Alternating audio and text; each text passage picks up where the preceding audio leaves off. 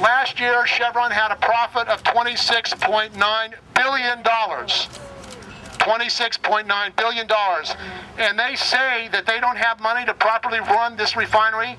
I mean, many of you have probably watched the TV ads. We're building America.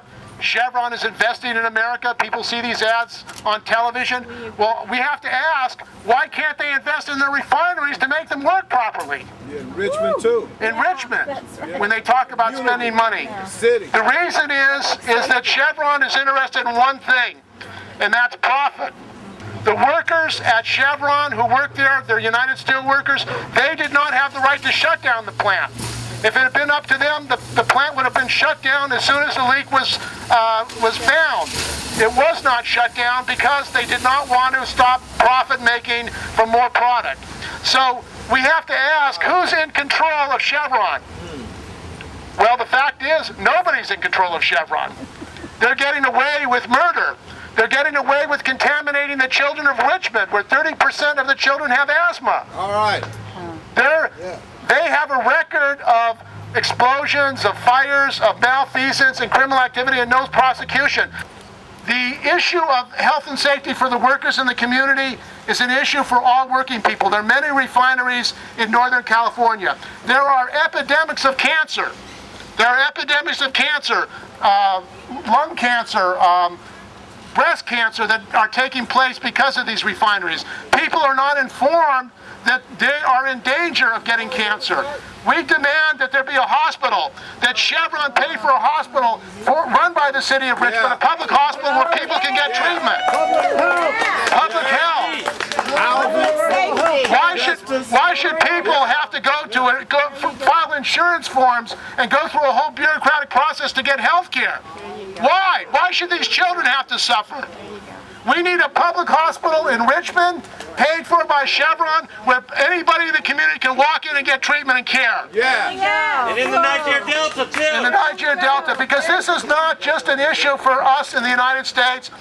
This is an issue for working people all over the world. In Nigeria, in Ecuador, the world is being polluted by these companies. And let me tell you something about WikiLeaks. There were reports the U.S. government wanted to cover up did not want prosecution of these companies. Why is the Obama administration preventing lawsuits against Chevron when they pollute around the world and create really environmental crimes? Because there's a cover-up. You have to ask also, and this is an important question, where are the politicians in California? Where are they? Where are they? Where are they? Where are they? Where is Governor Jerry Brown? Leaders. Where is George Miller? You would think that when you have a major fire like this, that these people would be speaking out and asking questions. Complete silence. Yeah. Complete silence. Who are these people representing? So this is not a new situation. This has gone on year after year after year.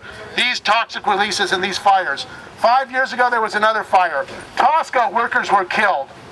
The workers who work in these plants are under terror. They bring in also contract workers, non-union contract workers from outside the state.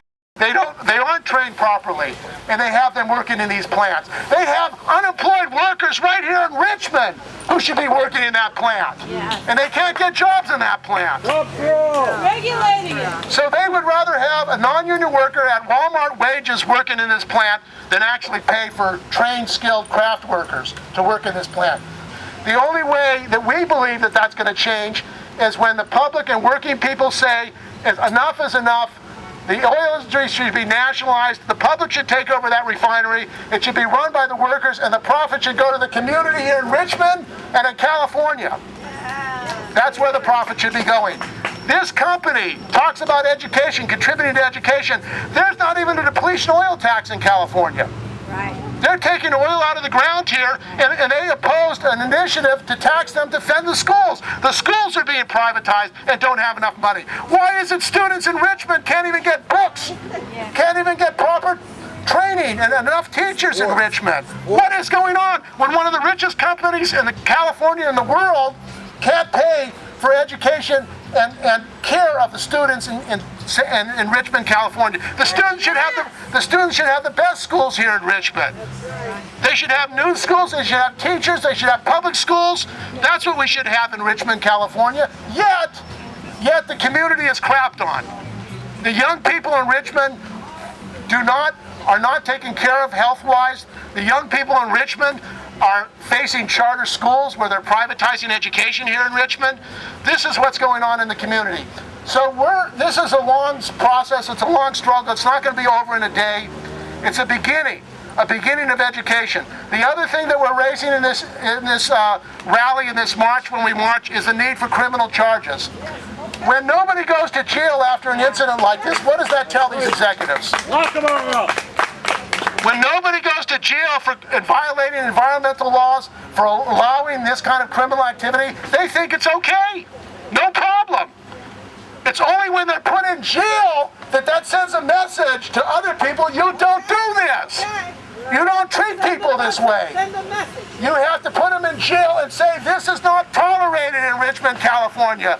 This is not tolerated in California. We don't accept contamination and fires of the community that actually environmentally threaten the entire community. That's unacceptable, and it's something that these people should be jailed for. We're calling for the jailing of these executives and managers. That's where they belong. Happy Labor Day to everybody. Exploitation of Workers Day. But we need to change that. You know, Chevron has two political parties, the Democrats and the Republicans. Okay. The bankers have two political parties. Wall Street has two political parties. The military-industrial complex has those same political parties. The workers need one. And I'm saying that that's the Peace and Freedom Party here in California. And we want to spread that across the nation. Workers need a party. Because our interests obviously aren't the ones that the people in Washington, D.C. or Sacramento care about. It's the interests of companies like Chevron and the banks. Well, we need to turn that around. And we can turn it around because there's millions of us and few of them. So we want to say that we're here in solidarity with the workers.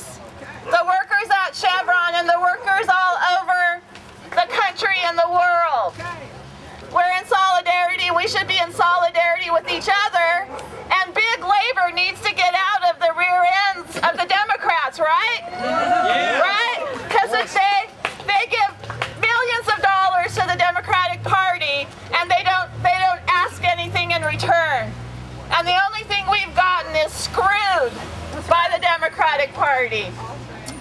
We're also here, at least I'm here, I hope you are here, in solidarity with the people around the world that not only are poisoned by oil companies, their environment's poisoned, their community's poisoned, their economies are poisoned, but they're killed. They're killed so we can control the natural resources. That's right. And my son was killed in 2004 because we wanted to control the natural resources of Iraq. The oil companies use our government to keep them safe around the world. And Ms. Medley Butler talked about keeping Chevron oil, or it used to be called Standard Oil, safe in China. Smedley Butler, this was the early 20th century. Nothing has changed and nothing will change until we organize to make it change. War criminals and Chevron, they're war criminals. The wars are fought for them. Yes. They need to be put in prison. They need to go to The Hague. And Obama is protecting war criminals, his Department of Justice. No accountability will happen until we force it to happen, because it doesn't matter if you're a Democrat or a Republican, they protect each other. We're here not just because of this Chevron fire. We know that the extraction industry, the refining industry, the energy industry is tied to the military-industrial complex and is run only for the profits of the 0.1%. That's right. It's not run for the masses of the people. They don't have us driving around in cars so that we can all have the privilege of driving around in cars. They've destroyed our public transportation system so they could sell us every drop of oil that they can extract around the planet. So we're here to point at the profit system, at how the system is organized in their interests and not in our own, and that we have to take this out of the hands of the 0.1% and put it into the hands of working poor people and poor people around the planet. Now we know here in Richmond that we are directly connected to the workers in Nigeria, the 156 workers who had to jump off of the rig when it exploded in the Niger Delta. We know that 2 workers were killed there. We know that this happened in Wales at the Pembroke Refinery. 4 workers were killed in an explosion there. We know that Chevron is running from the $18 billion settlement in Ecuador because they don't want to pay for the pollution that they did to the indigenous people's home in the Amazon. We also know that the extraction industry is what's pulling the platinum and the gold out of the land in South Africa, and to defend their profits, they're willing to shoot down the miners, and they did that just 2 weeks ago at the in Marikana at the Lomond mine. And we have to see our struggle here is directly connected to the struggle of the workers in South Africa. Yes. Now, we're held back from expropriating the 1%, the 0.1%. We're held back from it by the political parties that exist and tell us that they're representing us. We're told that we're represented by the Democratic Party. We're told that this capitalist party is going to fight for the workers' interests. And that's why on Labor Day, you'll go to hundreds of picnics and you'll see our trade union bureaucrats sitting there serving beans and rice to the likes of Jerry Brown, who will go back to Sacramento and stab the public workers in their backs and take away their pensions and try to drive down their wages and put people out of work. That's what the Democrats do because they are a capitalist party. We need our own workers' party. We need a workers' party and we need a workers' program. And that program means that we have to fight to seize the means of production and put them under direct workers and community control. That can only be done when we take back our organizations, which means we have to fight against the bureaucracies that tie our trade unions to the capitalist, Democratic, Republican parties, and even to the Greens. This fire explosion, August the 6th, was nothing new. We have experience with refineries throughout the Bay Area and all over the world. West County Toxics Coalition has been in this field for the past 30 years, working not only with issues regarding Chevron here in Richmond, but in Ecuador, Nigeria, and many other places around the world, particularly where Chevron has operations. Many of us in our community, particularly there in North Richmond, not only when there's a fire and explosion like August the 6th, but on a daily basis, we are experiencing breathing in pollution that is destroying our health. High rates of childhood asthma and cancer in our community. The last big explosion that happened at the Tesco refinery, the workers that were working on that unit clearly stated that they told management that the unit should have been pulled out of production, but they were told to keep on operating, keep on pushing those profits out. And so when the unit exploded and many workers were injured, it wasn't because of the fact that the company management was not aware. They were not going to close the unit down because they didn't want to stop those profits. And the same way here at Chevron, they were aware that the pipe of this unit was having problems. But what they did was toss the dice basically to say that, well, you know, we're not going to close the unit down. We're going to see if we can fix it. well, they should have been known from experience that they couldn't fix it. So who end up suffering the consequences? The workers and people in our community end up suffering the consequences. Now all of these regulatory agencies that should have been regulating this refinery long before this fire and explosion occurred come on the scene and making a big dog and pony show. Well, we got to hold them accountable. The bottom line is that we want to get to the root cause of this explosion that injured thousands and thousands of residents in our community.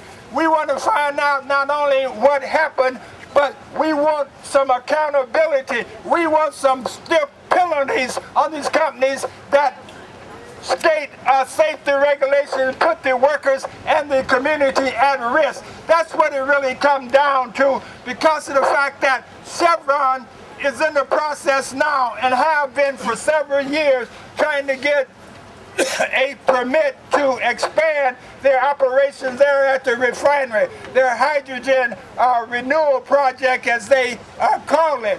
A couple of years ago, we stopped that project in court because of the fact that Chevron did not want to release information on the nature of the crude oil that they were processing and other information about the operations of that refinery that would have made this new project transparent.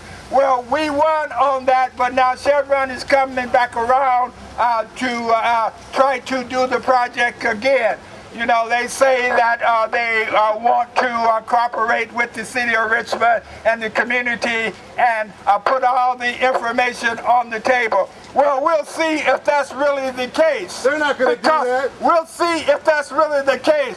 I know they're not going to do anything. So let's second the call for the general strike. Without the pressure of the community on them. They never did anything without the pressure of the people. It's all about people power because of the fact that corporations like Chevron and others control this system. So that ain't nothing new, that the corporations control this system and control politicians. But the power is in the hands of the people. It's about organizing the people and holding them accountable to prevent accidents and to operate safely. Well, the California school budget has been cut by $20 billion in the last couple of years.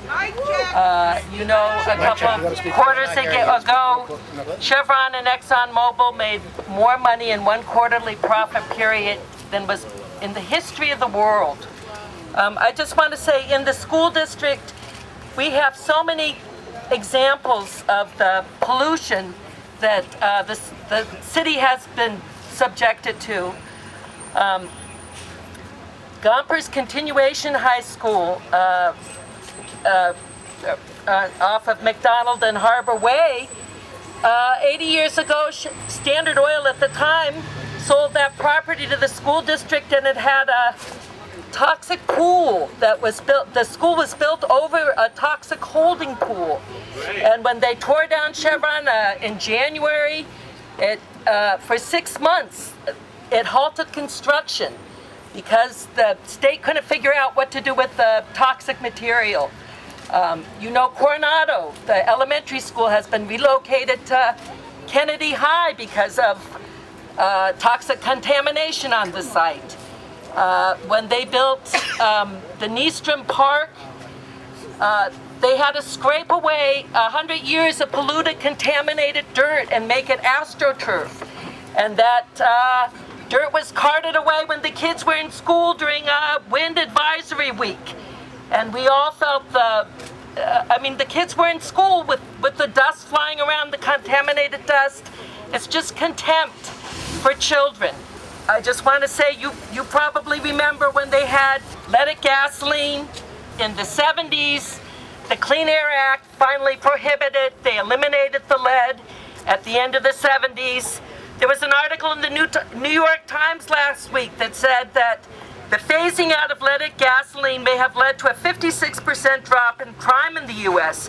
And the reason is even low levels of lead can cause brain damage, increasing the likelihood of behavior and cognitive traits such as impulsivity, aggressiveness, low IQ, strongly linked to criminal behavior. I mean, that was one of the environmental crimes of the century in this country and throughout the world. There's still countries that sell leaded gasoline. Whatever makes a profit. The cancer rates in West Contra Costa, the lung cancer rates are the second highest in the state. But we don't have the statistics. The hospitals don't treat or check for the toxicity levels that the refinery produces. We just lack the political will. We have the power to nationalize Chevron. Let's do it. All right. There's many countries that have nationalized their oil production. And if ever there's a reason, the city of Richmond knows those reasons to nationalize Chevron. Put Chevron executives and managers in jail. Stop environmental crimes now. Put Chevron executives and managers in jail. I was born here in Richmond, California. Been here for 57 years under the pressure of discrimination and chemical spills and violating our rights. So today, I think that we need to come together as a community and kind of leave our personal agendas to the side and fight for the life of people. And that's what I'm here for our kids to grow up. Kids that's growing up without fathers and without mothers and being unjustly served. You know, I was telling him a little while ago, you know, the drugs haven't killed the black and the minority, the guns haven't killed us, but now this genocide of pollution in the community is killing us. Now and even in the future. Chevron been here for 110 years. And I think people that's been around for 110 years, praise God, maybe feel like that they own Richmond and that they're in charge of Richmond. But the people are in charge of Richmond. Yes. And my duty is to rally the people, rally the community, to wake up them that are dead and bring them to life. Open the blinded eyes so they might see and give them courage to fight for their rights. So we need justice. Somebody ought to say justice. Justice. We need justice. Not just in Richmond, but all over America, all over the world. We don't know what the long-term effects of this explosion and fire are. We can't eat the food we grow in our gardens. Our children, we don't know what the long-term effects of what kind of what might happen to them. And the ongoing pollution and garbage that is dumped out of this refinery on a daily basis. We don't know. Chevron has continued to make promises. They were supposed to put up air particle monitors after Prop T was repealed. They never put them up. What do? We just fine them. Finings become part of the cost of doing business. We need to make it too costly for them to do business, and that means locking them up in jail. Stop poisoning the community. Make Chevron pay. Stop poisoning the community. Let's block the freeway. Stop poisoning the community. Take it to the bridge. Stop poisoning the community. Make them pay. Stop poisoning the community. Make them pay. Stop poisoning. So here we got a situation where they knew that this situation here was dangerous. If you read the newspapers, according to the Chronicle, they had done a little remodeling right here not far from where the thing had happened. And they knew, they said, uh-oh, you know what, we're gonna have to change this valve here. We got to fix these pipes. And you know what they said? Well, let it go a couple of years. We'll get at it, don't worry about it. We don't live here. They don't care. And what happened? It was totally irresponsible for this accident to have occurred at all. What I am in the union, I happen to live in Richmond. I've lived here for 36 years. We were fighting Chevron for the first time in 110 years. The citizens of Richmond fought back with a tax measure called Measure T, and we passed it. Hardly any money at all versus millions of dollars from Chevron, or maybe I should say $1 million from Chevron, and we beat them. Unfortunately, members of the city council, unbeknownst to the people that passed Measure T, went and struck a bargain with Chevron management, and we ended up with $114 million spread over 15 years. And what we had to do was give up our right to tax Chevron for 15 years. Not a good bargain. Since that time, things have slowed down. Chevron has used millions of dollars from their PR projects. We've all seen them in magazines. We've seen them in newspapers. We've heard them on the radio. Chevron wants to help the people. Chevron wants to help the students. Well, our schools are still in bad shape and we haven't got enough help. Then comes the explosion, and we're right back to where we were when we had Measure T going on the ballot. We have to fight Chevron, and we have to understand reform is out of the question. The only thing that's going to change things in the future is you have things like energy. It has to be nationalized. We have to stop talking about reforming capitalism. Capitalism cannot be reformed. You are naive. You are foolish if you think capitalism can be reformed. We have to start looking at other ways of what to do at this moment in our history. And there is only one way, and that is we have to crush capitalism before it crushes us. That's why I've been living in 36 years in Richmond. I've seen reform. I've seen what it does. I've 40 years in unions. I've seen what reform, and I've seen what it does. Not much. We've got to change capitalism. We have to get rid of it. That's the only change that makes any sense.